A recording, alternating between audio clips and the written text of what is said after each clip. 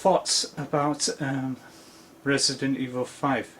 Yeah, it was a great game with good solid characters and gripping stories about the hero going to West Africa to deal with the threat, as well as embarking on a separate mission to investigate whereabouts of his long lost partner that was supposed to be presumably dead.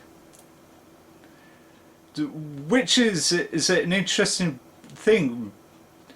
The whole thing I liked about the story is how they introduced Sheva Alama, the BSAA West Africa branch counterpart,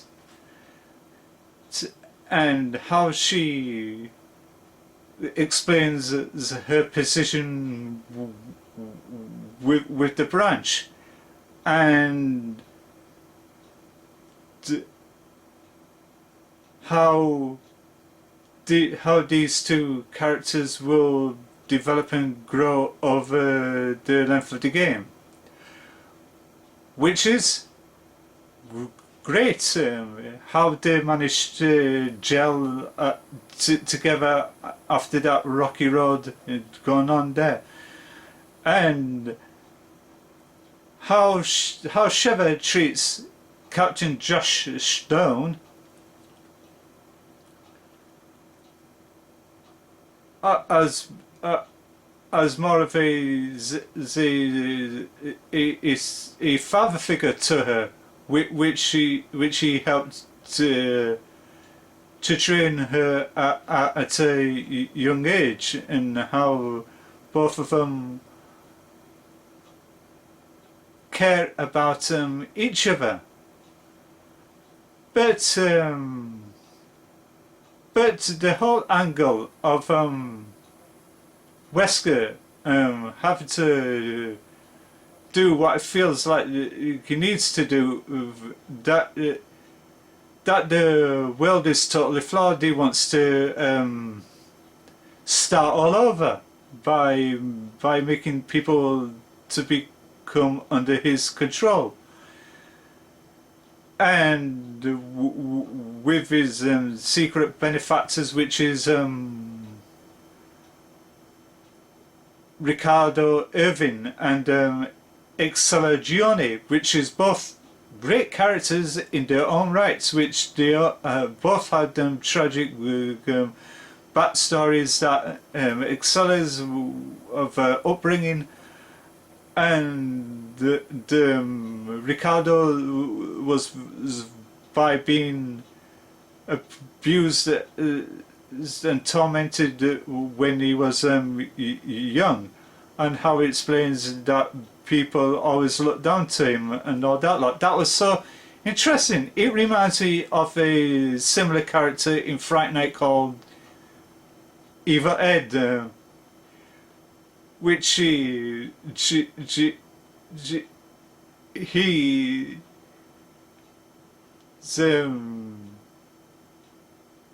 upbringing is so bizarre, and why people treated him as a joke, and both of them had tragic endings to the stories. That is such gripping storytelling and great narrative.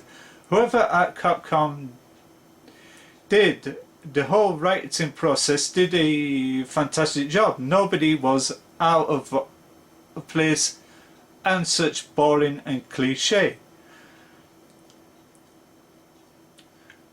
But when Chris finally comes to terms of his long lost, that was supposed to be presumably dead partner, Jill Valentine, has been under the influence and control of Albert Wesker, that do anything to snap her out of it, to say that Chris really loves Jill. he would do absolutely everything to sacrifice his life for her, because both of them are been on that long journey and to become developed and liked characters within the community. A scene for her being snapped out of it is seeing penance for her actions and to get that atonement, which is great. She knows that she did a miscalculated error of judgment. That's what these characters are supposed to be, likable and redeemable. It's basically like Mr. Freeze at the end of Batman and Robin, to say it's become a punchline and a joke. To say he had the same pittance and sorrow for his actions by giving the antidote to Batman so Batman can heal the person that he loves, which is his butler. Likewise with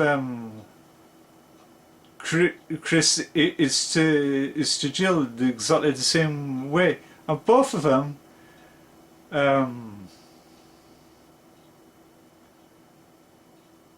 which is Chris and Sheva, felt sympathetic for her, that she's not really an evil person, that she made a miscarriage error of judgment, which is great writing a great narrative and how they presume and execute that. But there's no weak link, and unlike other video games, Destiny, which fails is in that department, was Resident Evil 5, which did have that great story narrative. And yes,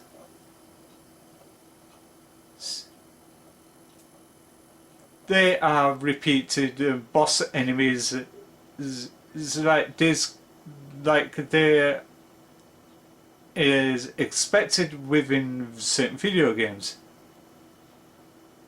That's how things goes. But once you see the couple of them out of the way, the rest of them becomes okay. But yes, it did get a bit silly towards the end, which Chris punches a boulder. God only knows why, so people can make memes and jokes within the Resident Evil community about him, in order to make him a punchline and a joke. And yeah, it was a great experience to witness another type of video game that I'm not used to, that I never played before. I played other games which is go there, shoot a load of enemies, collect a load of loot and blah blah blah blah blah, and have space magic, which I got tired of seeing. I want to experience of what is it like to be a normal person with the power stripped away from them, in order to comprehend and survive on the limitations of what I got. And this is why I want to try and play a Resident Evil game. To say, yeah, in order to get the infinite rocket launcher, you got to complete it in a score time of 5 hours or so, which I failed to do. So that didn't do it for that. I only did it for the story. I cannot say anything about the tie-in campaigns like the Last Escape that focus on Jill and Josh, and the Lost in Nightmares campaign, which I think it was a continuation from Revelations 1, I think, and the full exploration of how the story went during through the flashbacks of Chris having of Jill, and until I play through that, I cannot do a review about it yet. But that comes separate. But my main talk is about the story part, not about the gunplay and all that lot, blah blah blah. You got other YouTubers and that does a more fantastic job of going into the in-depth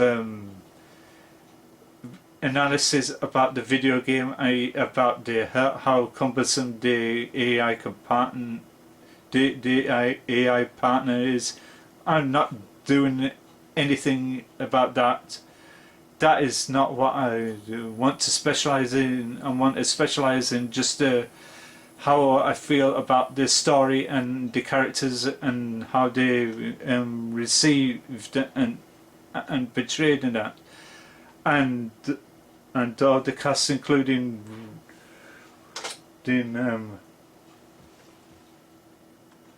with the Roger Craig Smith as Chris Redfield, and Eva Lede / Karen Dyer as Sheva Alomar, DC Douglas as Albert Wesker, and Nina Farren as Ixela Gioni, and TJ Stone as Josh Stone, Patricia Jolly as Jill Valentine for voice and motion capture, and Julia Voff as the likeness of Jill, and Alan Storms as Ricardo Irvin, and did I mention DC Douglas as Albert Wesker? They all did fantastic jobs in bringing the characters to life on screen. They all worked hard and developed the characters and that, which that is great in the cast. It's basically like the Infinity Saga, which all the cast members who played their respected roles portrayed it brilliantly, which they all had that great ground of execution, and that which they all had the strengths and the flaws and that,